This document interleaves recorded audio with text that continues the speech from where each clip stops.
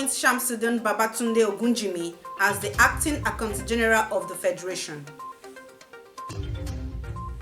4 kidnappers nabbed in KOGI, 10 victims rescued. UK, Germany agree action plan to tackle migrant smugglers. And in sports, Manchester United in talks to sign Paraguayan starlet LEÓN. A very warm welcome to you. This is MLC TV Global News, reaching live from the city of Lokoja, the confluent state of Nigeria. I am Gift Daniel. Thanks for joining. President Bola Ahmed TINUBU has appointed SHAMSELDEEN Babatunde Ogunjimi as the acting Accountant General of the Federation, AGF. His appointment is effective immediately following the pre-retirement leave of the incumbent AGF, Dr. Oluwatoyin Maiden. In announcing Maiden's successor, President TINUBU ensures a seamless transition in the administration of Nigeria's treasury and consolidates the implementation of the present administration's treasury policy reforms. As a career civil servant and the most senior director in the Office of the Accountant General of the Federation, OAGF, Ogunjimi brings over 30 years of extensive experience in financial management across the public and private sectors. He has held significant positions, including Director of Funds of the OAGF and Director of Finance and Accounts at the Ministry of Foreign Affairs. In a remark on the appointment, President TINUBU expresses his confidence in Ogunjimi, saying, "The Office of the Accountant General of the Federation is pivotal to the nation's treasury management operations. Ogunjimi's wealth of experience and notable competence will ensure the continued effectiveness of the vital institution as they advance the economic reform agenda." President TINUBU commends the outgoing Accountant General of the Federation, Dr. Maiden, for her dedication and selfless service to the nation. After reaching the civil services statutory retirement age, Dr. Maiden is retiring effective March 7, 2025. The African Development Bank, AFDB, has offered strategic recommendations for Nigeria and other African nations to address escalating debt burdens and foreign exchange challenges. These insights were shared by the bank's Vice President for Economic Governance and Knowledge Management, Professor Kevin Urama, during an interview with newsmen. Addressing Nigeria's debt profile, Urama noted that debt, when strategically deployed, can serve as a powerful engine for economic growth. He said, "Debt for growth is a recognized strategy for economic development. However, the structure and quality of the debt are critical in determining its long-term sustainability and impact." The AFDB's chief economist expressed concerns about rising reliance on short-term, high-cost commercial loans in African countries, which increase refinancing risks. The problem emerges when nations take on short-term loans but cannot repay them before investments mature.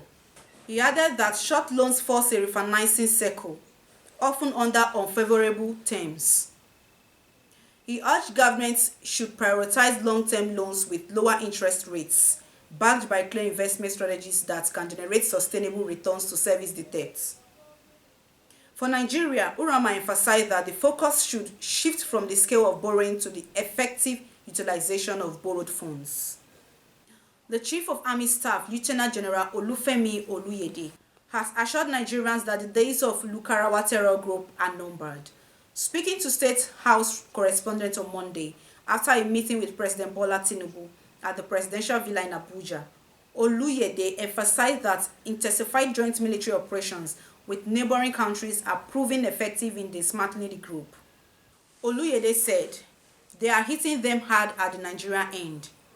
When pressured here, they tend to flee to the Niger Republic.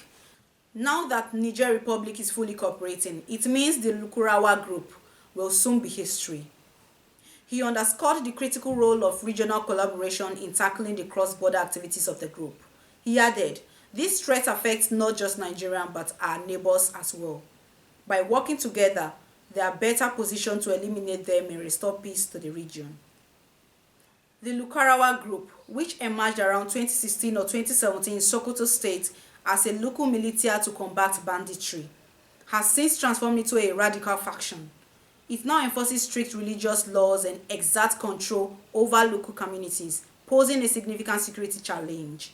With joint operations intensifying, the Nigerian Army remains confident in its efforts to end the group's reign of terror. 4 kidnappers have been arrested in Ajaokuta, Kogi State, through a joint security operation by the officers and men of the Nigerian police and a private security outfit engaged by the Kogi State government to ensure security in the state. The State Commissioner for Information and Communication, Kingsley Fanwo, who made this known in a press statement, said scores of kidnapped victims were rescued in the process. He said the kidnappers were alleged to have been terrorizing the Ajaokuta area of the state for a while, committing so many crimes including kidnapping, raping, and robbery. This prompted the state government to hire a private security outfit, Base San Security Nigeria Limited, to collaborate with the police to ensure the arrest of the kidnappers. According to him, the kidnappers ran out of luck as they were apprehended by police officers working with the private security outfit. The arrest of the 4 kidnappers led to the rescue of 10 victims that were kidnapped by the gang in some parts of the Kogi East. Fanwo said the arrested kidnappers are cooperating with investigators and that the rescued victims will be reunited with their families. He said they can confirm that the efforts of the Ododo administration in engaging duly registered security outfits to work with conventional security agencies are already paying off. He thanked the Kogi State Police Command and Base San Security Nigeria Limited for rising to the occasion to apprehend the gang terrorizing the Ajaokuta area of the state, saying the state government will continue to support security agencies in carrying out their duties of ensuring security of lives and property in the state. He also confirmed that the suspected kidnappers are currently in police custody for further investigations and prosecution. Kogi State First Lady Sefinat Ododo has taken the fight against gender-based violence, GBV, to the grassroots. The campaign, which cuts across the 3 senatorial districts of the state, was held in Okene as part of the activities to commemorate the 16 days of activism against gender-based violence.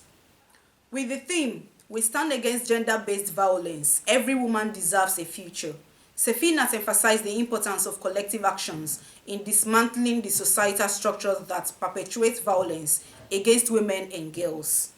Our reporter has more.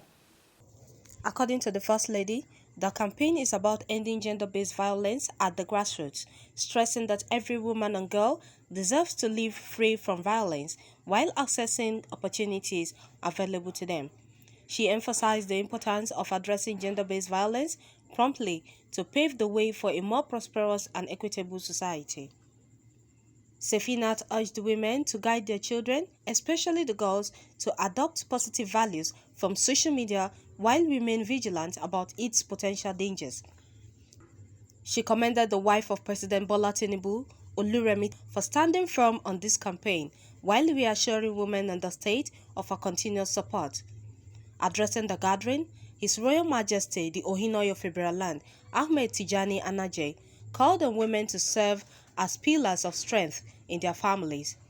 He encouraged couples to uphold mutual respect, emphasizing that fostering harmony within households is key to building a progressive and thriving community. In her goodwill message, the Director General of the State Pension Commission, Mariam Abedo, emphasized the role of women in fostering family progress.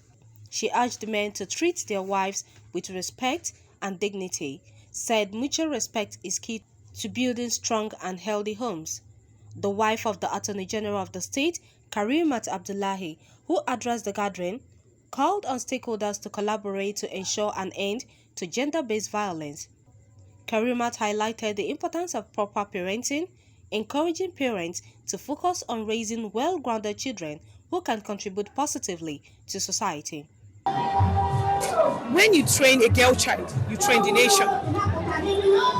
A woman is supposed to be pampered, loved, cared for, not the other way around. We are pleading patiently, peacefully to our men to treat us rightly, because there is no man born of a woman will not hear or heed to that plea. There are some of our women or our girls that have gone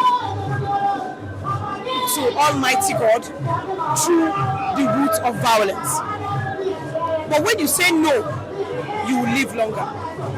When you say no, your voice will be heard. Her Excellency is also trying to eliminate or decrease the rape cases we have in our country and in our states by letting our girl child know that they are diamond in the eyes of our parents.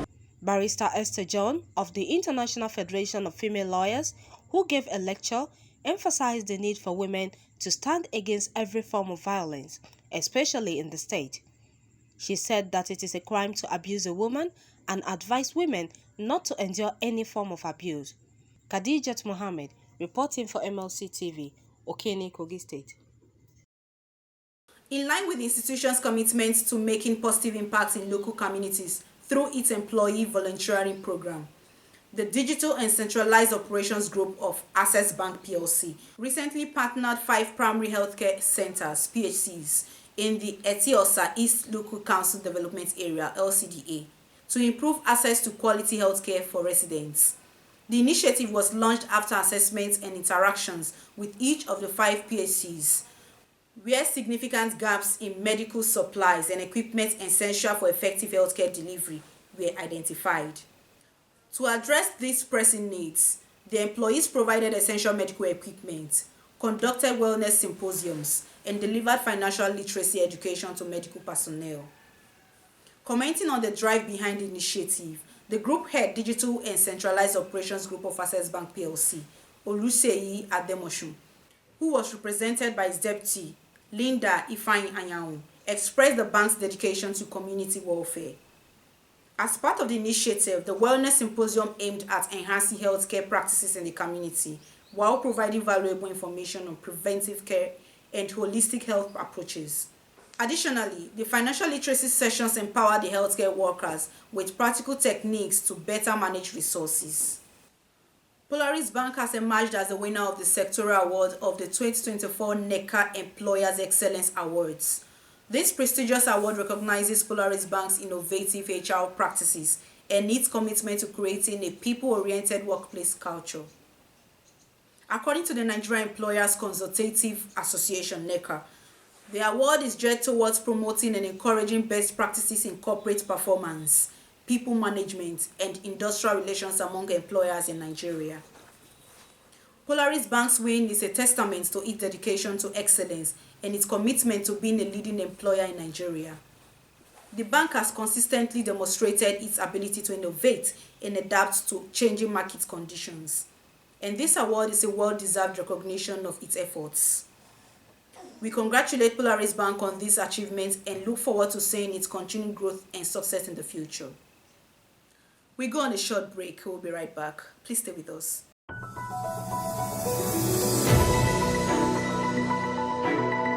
Malachi TV Online is here. For your timely and reliable news that reaches you fast with the breaking news, choose MLC TV. Get human interest stories right here on MLC TV with entertainment, sports, business, culture, tourism, and fashion news stories all featured on MLC TV. Not forgetting political and current affairs news, state and federal government and people's matters will be discussed regularly on MLC TV. MLC TV, your one-stop online destination for unbiased, accurate news, entrepreneur ideas, and youth matters to the rest of the world. MLC TV, reaching everywhere, informing everyone.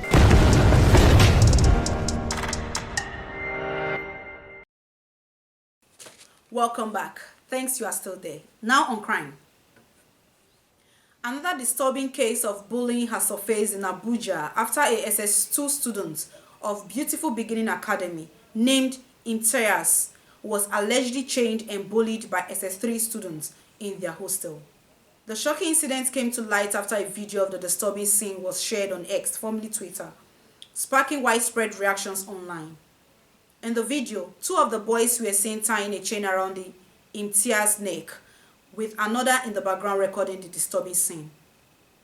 As of press time, the school has not issued any statement addressing the incident, leaving parents and the public demanding accountability and action. A student, Akombi Akorede Afiz, was sentenced to 2 years imprisonment by Justice Suleiman Akombi of the Kwara State High Court sitting in Ilorin for internet fraud. The Economic and Financial Crimes Commission (EFCC), in a statement on Tuesday, disclosed that Afiz was arraigned on a one-count charge bordering on internet fraud. Equally on Monday, the Ilorin Zonal Directorate secured the conviction of another set of 3 suspected fraudsters before Justice Halima Suleiman of the State High Court Ilorin over offences bordering on internet frauding. They are Oladejo Ibrahim Abiodun, Yusuf Adewale Gbadegyan, and one Adeoye David Oluwa Timileyin. The convicts were prosecuted on 1-count separate charges, to which they pleaded guilty. The Federal High Court in Abuja has granted a court ordering preventing the sale and distribution of the book Nigeria and its Criminal Justice System, authored by human rights lawyer and activist Dele Farotimi. The order, issued on December 6, 2024, follows a legal action initiated by renowned legal practitioner Afe Babalola, who sought to halt the distribution of the controversial book. The court's injunction, which came after a suit filed by Babalola's legal team, restrains Farotimi and any associated parties, including publishers, distributors, and bookstores, from selling, circulating, or distributing physical, digital, or soft copies of the book. The order also extends to major online platforms such as Amazon, Roving Heights Bookstore, and physical bookshops, effectively halting the book's widespread availability. The lawsuit stemmed from allegations contained in the book, which accuses Babalola of manipulating the judiciary for personal and professional gain. Atsi Kefas, younger sister of Governor Agbu Kefas of Taraba State, who recently sustained bullet wounds from an accidental discharge from the gun of a police escort, has died. The 44-year-old lady died in a private hospital in Abuja in the early hours of Tuesday while receiving treatment.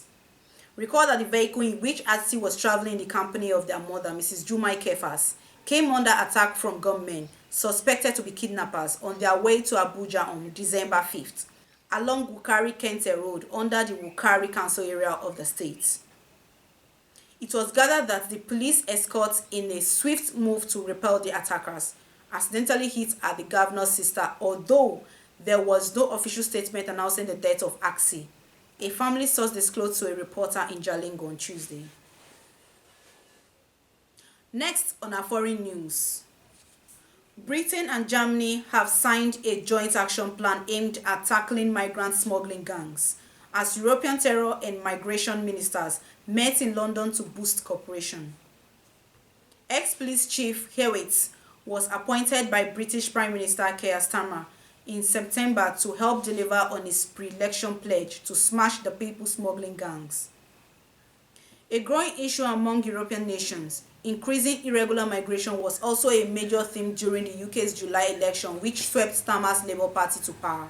So far in 2024, nearly 34,000 undocumented migrants have reached British shores across the English Channel, arriving on dangerous, flimsy vessels. At least 70 people have died, making 2024 the deadliest year on record. Net legal migration is also running at historically high levels, estimated at 728,000 for the year of June 2024. Ahead of the week's talks, the UK's Home Office said Germany has pledged to tighten its law to make it easier to prosecute people smugglers, enabling small boat crossings from northern France.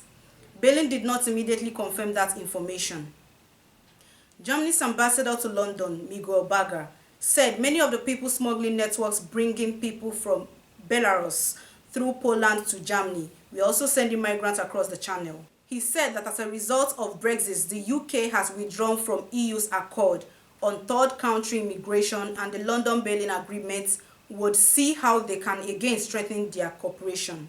Germany's FISA said the two countries were focused on ending the inhuman activities of criminal migrant smuggling organizations. The authorities are investigating whether President Yoon Suk-yeol committed an act of insurrection when he declared martial law last week, plunging the country into crisis.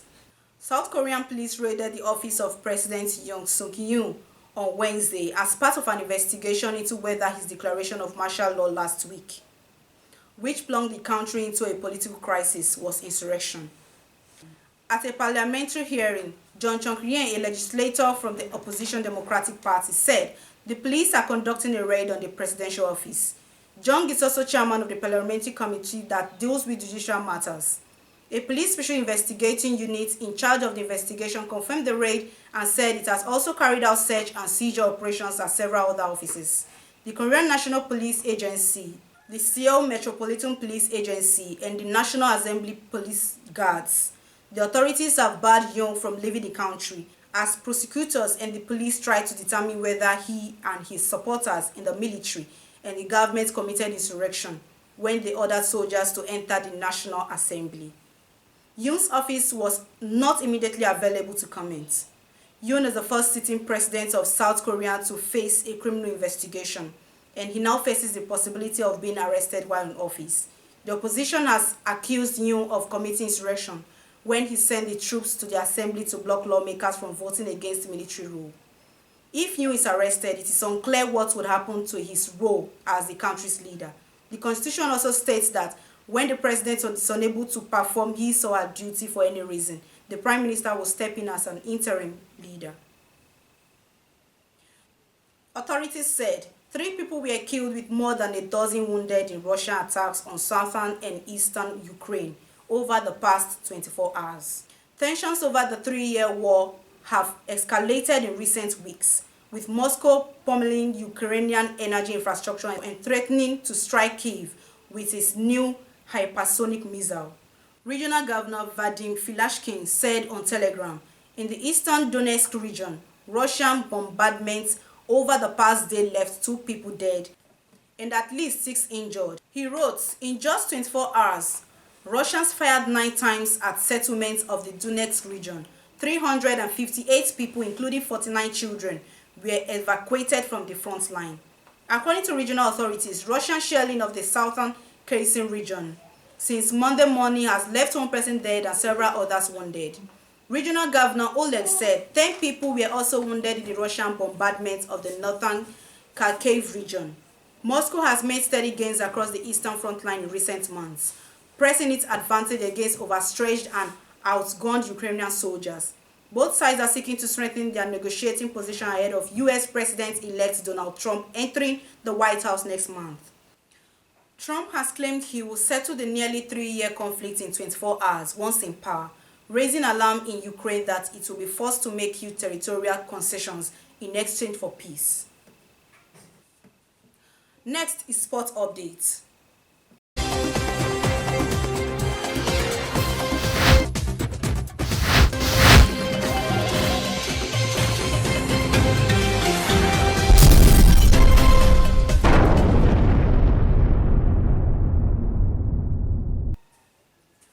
The deal, valued at $4 million, is aimed at securing the highly rated Paraguayan as a future talent for the club.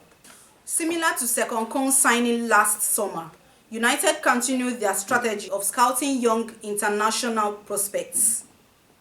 LEÓN is regarded as one of the most promising left-backs in world football, with negotiations ongoing between the club and his camp.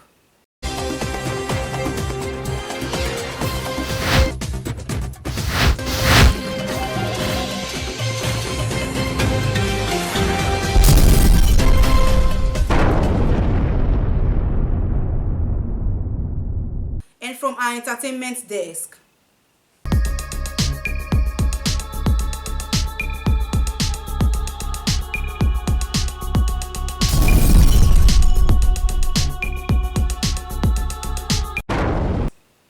Nollywood actress Rita Edochie has spoken out against the growing trend of fake death rumors about Nigerian celebrities, following recent claims that her colleague Osita Iheme, popularly known as Popo, had passed away. In a lengthy Instagram post, Rita expressed outrage over the repeated false news about Iheme, which many social media users believed and mourned. She labeled the behavior as madness, criticizing bloggers and content creators who spread such baseless claims for traffic and engagement. She wrote, "This rumor has come up before and it's still trending again." The actress highlighted how social media, while beneficial for youth empowerment, has caused significant harm by promoting character defamation and spreading false news about celebrities. She also recalled being a victim of similar rumors alongside her husband, veteran actor Pete Edochie. Award-winning US poet Nikki Giovanni, who was at the forefront of the Black Arts movement, died aged 81 after a long battle with cancer. Widely regarded as one of the most prolific African-American poets, Giovanni received numerous awards and a Grammy nomination for her work on civil rights, gender, and race issues. The media reported Giovanni, whose most famous poems included Knoxville, Tennessee, and Nikki Rosa, died following her third cancer diagnosis. Her friend and fellow writer Rennie Watson said in a statement, she died peacefully on December 9, 2024, with her lifelong partner, Virginia Fowler, by her side. May her soul rest in peace. And this is where we wrap it up on today's news. For more information or contributions and advert placements, please call the numbers displayed on your screen. Join us daily to watch our news and other exciting programs that will brighten your day. You can also subscribe to all our social media handles to watch our previous and subsequent programs.